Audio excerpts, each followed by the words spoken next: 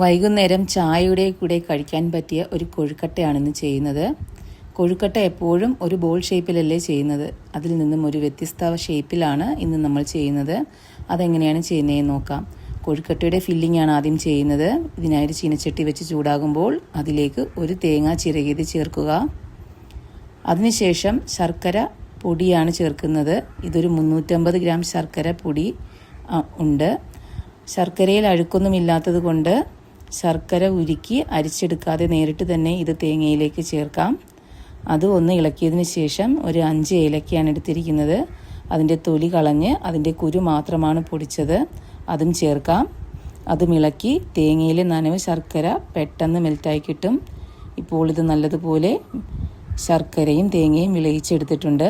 ഇനി അത് മാറ്റി വെച്ചിട്ട് വേറൊരു പാത്രം അടുപ്പിൽ വെച്ച് 1 ലിറ്റർ വെള്ളം ഒഴിച്ച് അതിലേക്ക് നമ്മളിനി ഒരു 1/2 ടീസ്പൂൺ ഉപ്പും കൂടെ ചേർക്കാം. അതിനുശേഷം 1 ടീസ്പൂൺ നെയ്യും കൂടി നമുക്ക് ചേർക്കാം. നെയ്ക്ക് പകരം വെളിച്ചെണ്ണയും ചേർക്കാം. ഇനി ഇത് നല്ലതുപോലെ ഒന്ന് തിളച്ച് വന്നു കഴിയുമ്പോൾ 1/2 കിലോ തരിയില്ലാത്ത പൊടി, അതായത് ഇടിയപ്പത്തിൻ്റെ പൊടി, അത് കുറേശ്ശെ ചേർത്ത് ഇളക്കുക. തീ സിമ്മിൽ വെക്കണം. അങ്ങനെ നമ്മൾ പൊടിയെല്ലാം ചേർത്ത് നല്ലതുപോലെ ഇളക്കിയെടുക്കുക. തീ ഓഫ് ചെയ്യാം. ഇനി നമ്മളിത് ചെറു ചൂടോടുകൂടി തന്നെ നമ്മളിത് കുഴച്ചെടുക്കണം.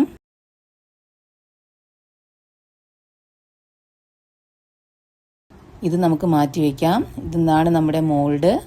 ഇതൊരു നല്ലൊരു ഷേപ്പാണ് ഇതിന് അകത്ത്. ഇത് 3 മടങ്ങുന്ന വശങ്ങളുണ്ട്. ഇത് തുറന്ന് ഇതിൻ്റെ 3 വശങ്ങളിലും എണ്ണ ഇല്ലെങ്കിൽ നെയ്യ് ചേർത്ത് കൊടുത്ത് എല്ലാ വശവും, ഞാനിപ്പോൾ ഇത് വെളിച്ചെണ്ണയാണ് എടുത്തേക്കുന്നത്, എല്ലാ വശവും എണ്ണ തടവി എടുക്കുക. അതിനുശേഷം ഈ മോൾഡൊന്ന് അടച്ചു വയ്ക്കുക. നമ്മുടെ മാവ് നല്ലതുപോലെ കുഴച്ചെടുത്തിട്ടുണ്ട്. ചെറിയ ചൂടോടുകൂടി കുഴച്ച് നല്ല മയത്തിലെടുത്തിട്ടുണ്ട്.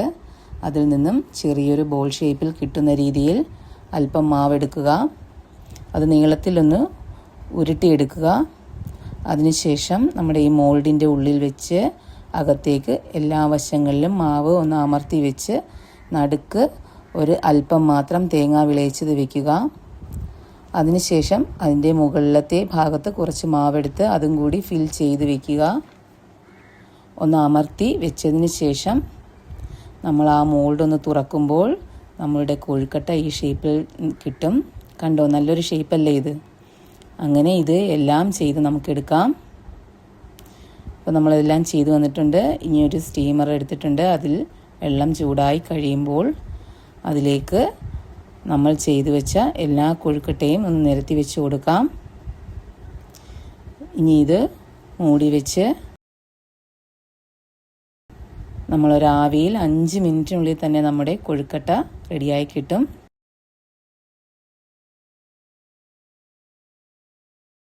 ഇപ്പോൾ നമ്മുടെ കൊഴുക്കട്ട റെഡിയായി വന്നിട്ടുണ്ട്. ഇത് നല്ലൊരു സോഫ്റ്റ് കൊഴുക്കട്ടയാണ്. വീഡിയോ ഇഷ്ടപ്പെട്ടാൽ നിങ്ങളെല്ലാവരും സബ്സ്ക്രൈബ് ചെയ്യുക, ഷെയർ ചെയ്യുക, ലൈക്ക് ചെയ്യുക. Thank you.